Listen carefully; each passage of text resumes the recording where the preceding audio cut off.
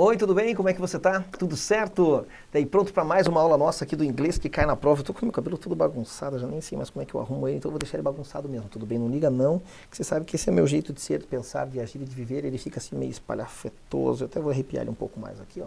E dane-se, né? Porque é importante. que é esse cabelo? É o conteúdo aqui na hora da nossa prova, para a gente treinar para a prova, e hoje eu tenho mais uma questãozinha da FADESP para você. FADESP. Mas como é uma questão muito pequenininha, eu quero te mostrar o que foi cobrado dentro dela, e eu vou te dar uma aula mesmo, porque normalmente a gente está aqui comentando algumas coisas, dá umas pinceladas em algumas estruturas, mas eu não me aprofundo em nenhum tema. Não que eu vá me aprofundar extensamente, mas hoje a gente vai falar sobre uma coisa muito recorrente nas provas de inglês, que é a tal da voz passiva, tá bom? Eu vou te ensinar aqui um macetinho com 3 dedinhos. Com 3 dedos eu ensino você voz passiva e você nunca mais esquece. Quer apostar? Fica aqui para você ver. Então olha só, isso que a gente tem para hoje, tá? Banca FADESP, claro, atendendo a pedidos novamente, bastante gente interessada na FADESP, né? Esse concurso de 2018, portanto um concurso recente, né, para nível superior completo, e esse tem um cargo complicadinho. Toda vez que você vir, ó o português, hein? Toda vez que você vir que é para um cargo da área de informática, você vai ter que lidar com um texto dessa área que às vezes é um pouco complicadinho. Para nós aqui vai servir, melhor ainda para quem é da área de informática, que está dentro desse escopo, dessa área de atuação, dessa área do conhecimento, tá? Mas as provas de língua inglesa para cargos de quaisquer da área de informática são sempre provas bastante específicas, tá? E a FADESP vem aqui arregaçando tudo com esse textinho aqui para nós, quer ver, ó? Vamos lá? Deixa eu botar o slide certo aqui, ó. Então, beleza, tá? Então fazemos o seguinte, damos uma lida, a gente daí vai dar eu vou dar uma lida no primeiro slide aqui, tá? E aí a gente vai entrar no nosso assunto de voz passiva, que é um assunto que permeia o texto, depois eu faço a tradução e a gente resolve a questão, legal? Olha só, então ele diz o seguinte texto foi retirado da RFC 4511, que especifica o LDAP, que o pessoal da linguagem de informática vai saber dizer exatamente o que se trata, certo? Mas vamos ao texto, que é o que nos interessa no escopo da língua inglesa, tá? The general model adopted by this protocol is one of the clients performing protocol operations against servers. In this model, a client transmits a protocol request describing the operation to be performed to a server. The server is then responsible for performing the necessary operations in the directory. E aqui, bem aqui, deixa eu pegar meu marcador lindo, bem aqui, ó, describing the operation to be performed, a ser desenvolvida, feita, né? Então veja, você vai ver que nesse texto aqui, olha a outra parte dele, texto curtinho. Each operation is processed. Essa frase está na voz passiva, por exemplo.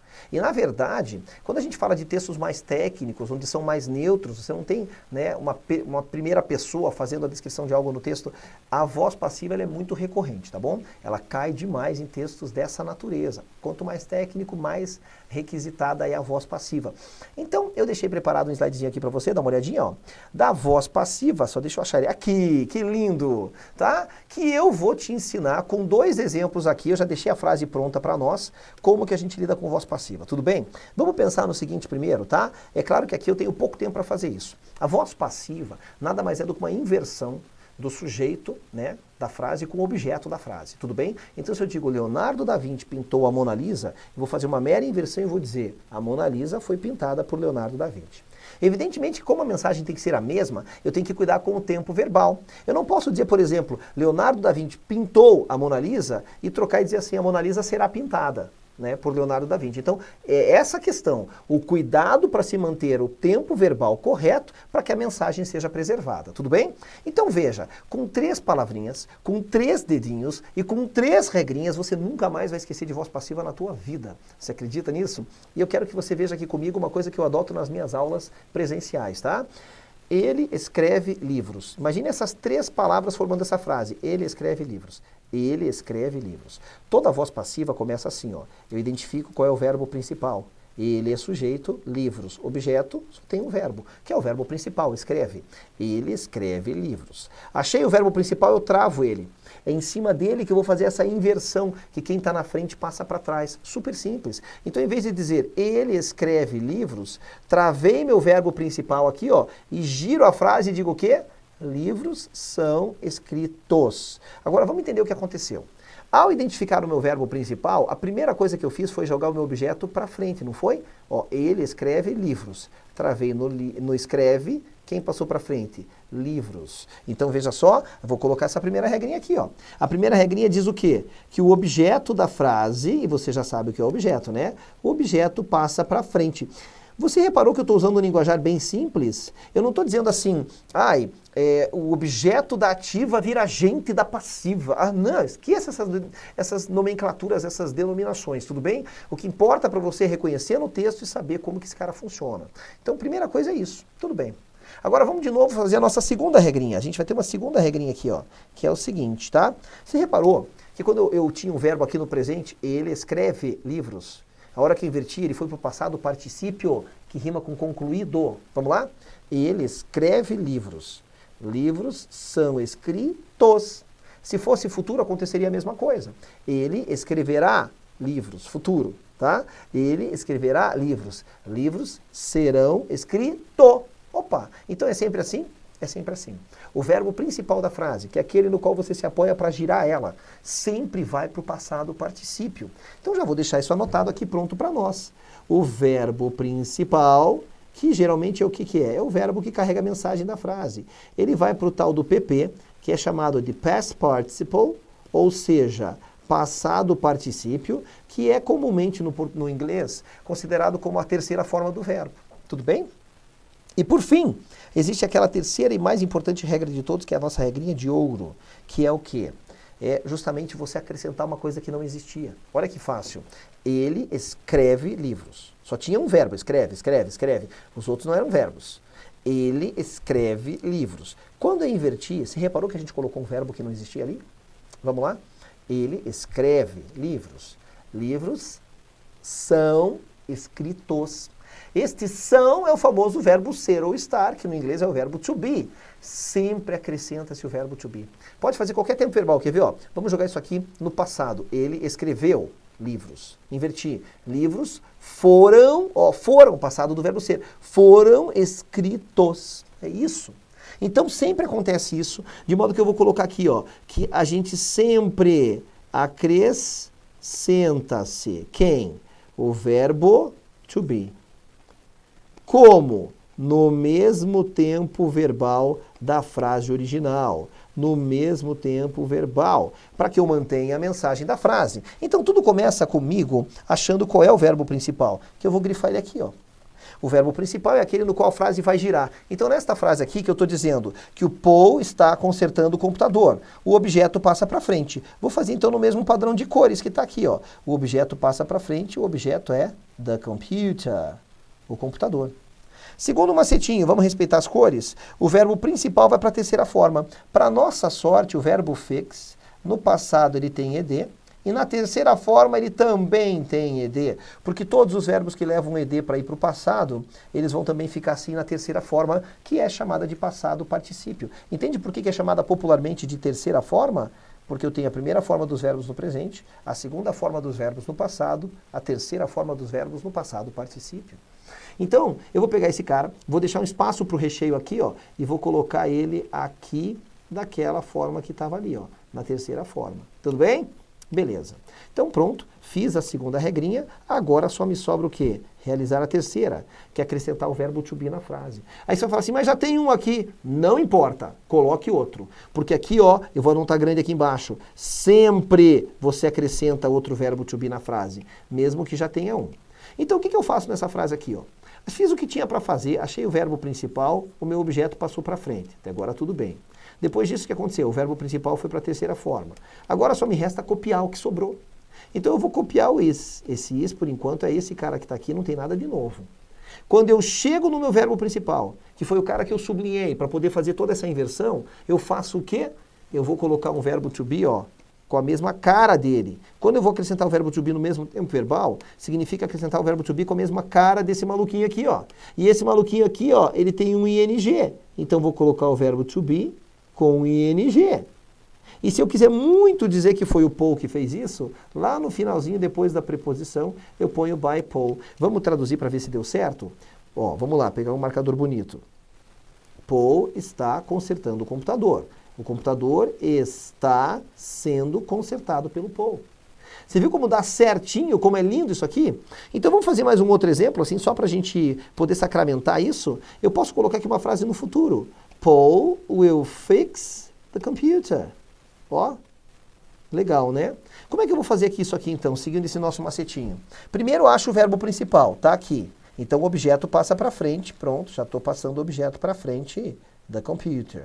Segundo o macetinho, que está em azul escuro, o verbo principal vai para a terceira forma. Já sei qual é a terceira forma dele, vou deixar um espaçozinho para o recheio. Eu sempre deixo um espaço para acrescentar o verbo to be, que eu vou acrescentar sempre.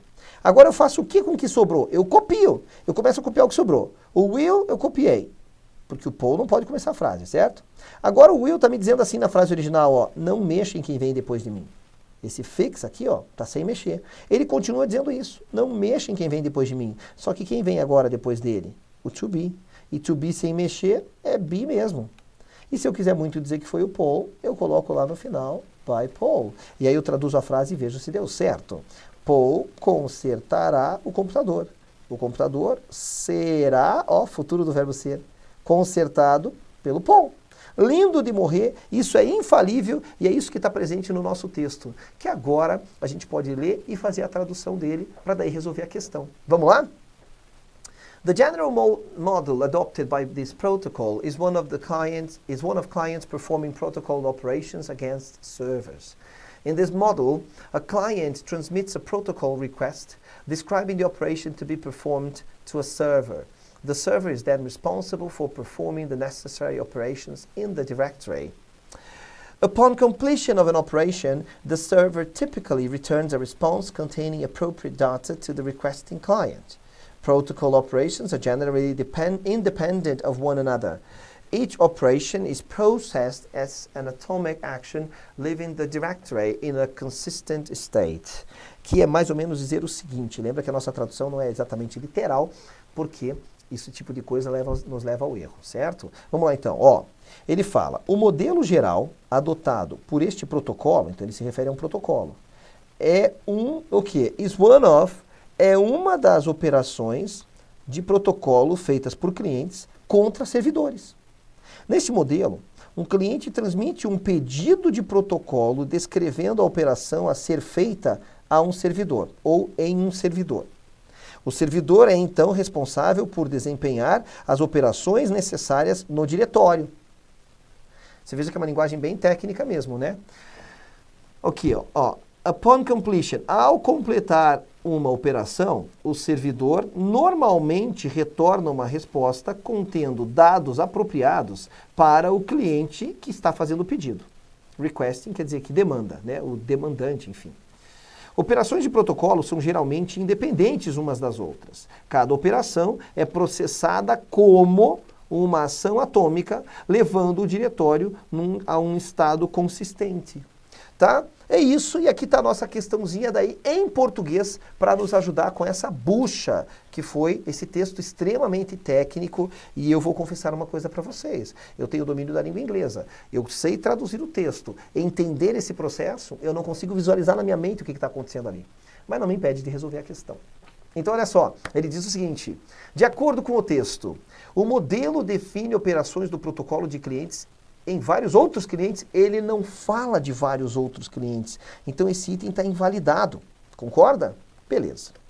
De acordo com o texto, o estado consistente no final do texto se refere ao estado da operação atômica realizada. Vamos voltar aqui, ó. Cada operação é processada como uma ação atômica, levando o diretório a um estado consistente. Então, na verdade, o que acontece? Ó? Leva o diretório. Ele diz aqui, ó, se refere ao estado da operação atômica? Não, uma coisa leva a outra, certo? O estado consistente no final do texto não se refere ao estado da operação atômica.